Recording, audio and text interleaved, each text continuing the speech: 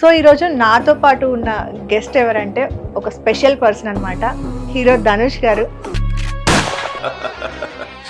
నేను ఎద్దవలకే ఎద్దవన్రా.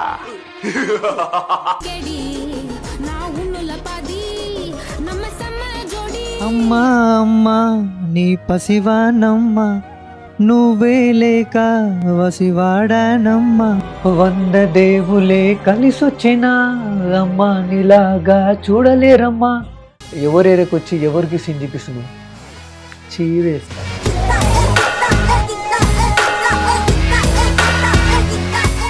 Auto driving చేసుకునే ఒక ఈశ్వర్ తను ధనుష్ లాగా ఉన్నారని చెప్పి ఫ్యాన్స్ చెప్పడం వల్ల అలా వీడియోస్ చేశారు. అలా సార్ మూవీ కూడా చేశారు. సార్ మూవీలో గెటప్ వేసుకొని జస్ట్ అట్లా అక్కడ చేరేసుకొని కూర్చో మేడం. సంయుక్త మేడం అక్కడ ఉంది, అదేంటి సార్ లేడని చెప్పారు, మరి సార్ వచ్చి కూడా కూర్చుంటే మేడం సార్ కాదు మేడం. ఓకే. ఆ తర్వాత మళ్ళీ నెక్స్ట్ ఇప్పుడు కుబేర సినిమాకి పిలిచారు మేడం. పిలవగానే అయితే నార్మల్గా మన లక్ష్మీ పవర్ ఉండగా మేడం, ఓకే అవును, ఆ బ్రదర్ దగ్గరికి ఇట్లనే వెళ్ళినా మేడం. హెల్త్ ప్రాబ్లమ్ ఉంది, హెల్ప్ చేయాలని చెప్పిన. అసలు నా మొక్క కూడా సక్క చూడలే మేడం. అసలు మనోడు ఒక యాటిట్యూడ్ తోటి ఇట్లా కాదు బ్రో అని చెప్పిండు. వీక్ తర్వాత చూస్తే మనోడు డబ్బులతోటి ఇట్లా వీడియో ఇట్లా కాల్చిన వీడియో పెట్టిండు. చాలా కోపం చేసిండు. హెల్త్ ప్రాబ్లం అంటే అసలు ఏమైంది, రీజన్ ఏంటి?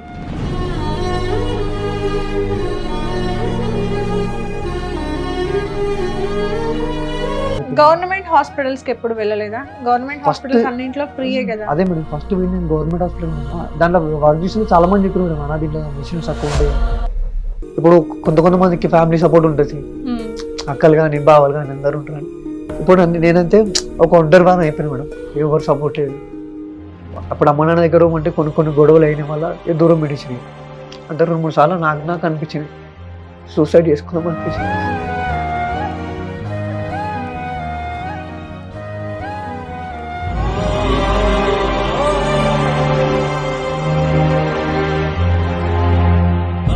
హాయ్, హలో, నమస్తే, వెల్కమ్ టు హిట్ టీవీ. నేను మీ యాంకర్ మధు.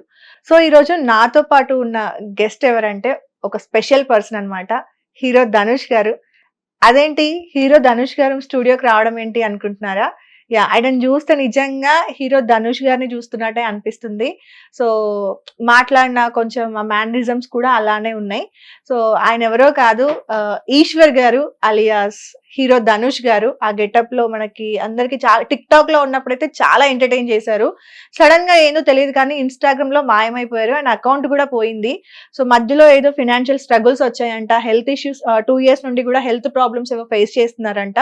సో ఏంటి ఆ డీటెయిల్స్ అన్ని కూడా ఒకసారి ఆయన్నే అడిగి తెలుసుకుందాం. హలో అండి. నమస్తే అండి, ఎలా ఉన్నారు? బాగుందండి. బాగున్నారా? సో ఏం జరుగుతుంది అంటే టిక్ టాక్ లో ఒకప్పుడు చాలా ఎంటర్టైన్ చేశారు.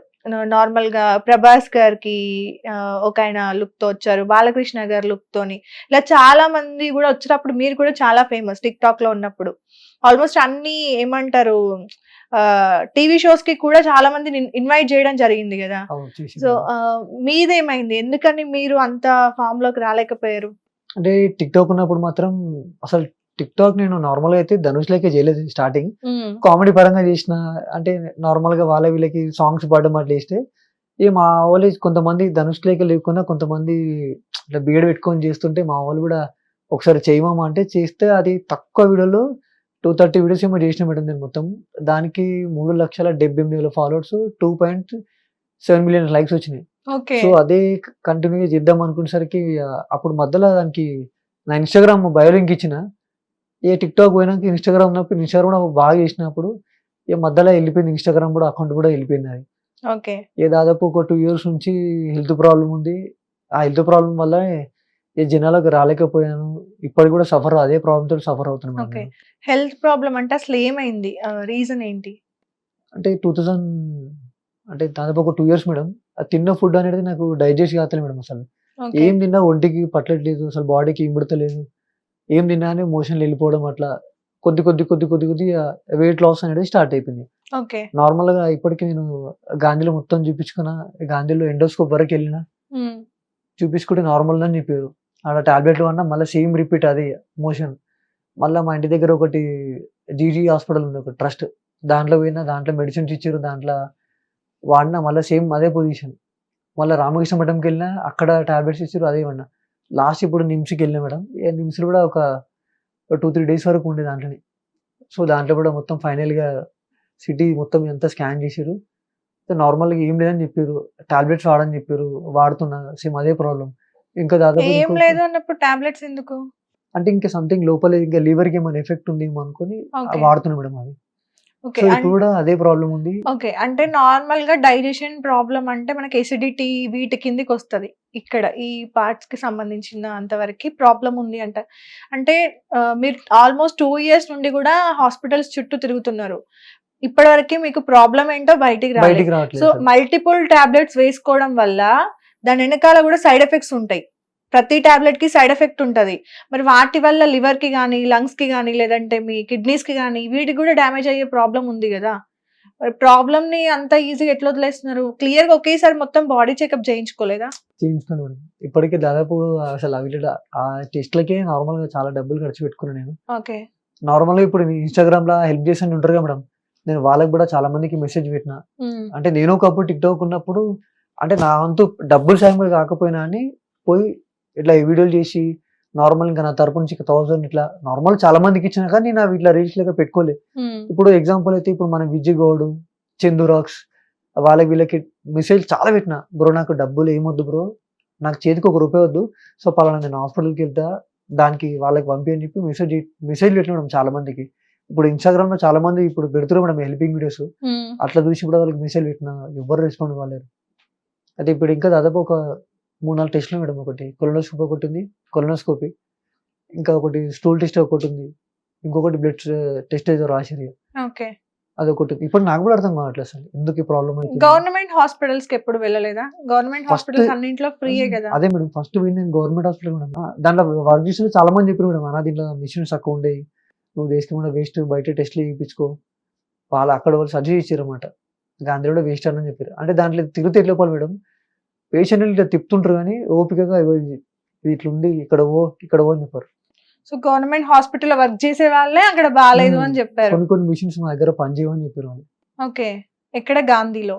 ఇంకా వేరే హాస్పిటల్స్ ఎక్కడ ట్రై ఇంకా వేరే చేయలేదా? ఎక్కడ try గవర్నమెంట్ చేయలేదు. కి సంబంధించిన గవర్నమెంట్ సంబంధించింది ఎక్కడ చేయలేదు. నాకేంటంటే ఈ ప్రాబ్లం క్లియర్ అయింది అనుకో, ఇక నా కెరీర్ నేను చూసుకుంటే అంతే. ఓకే.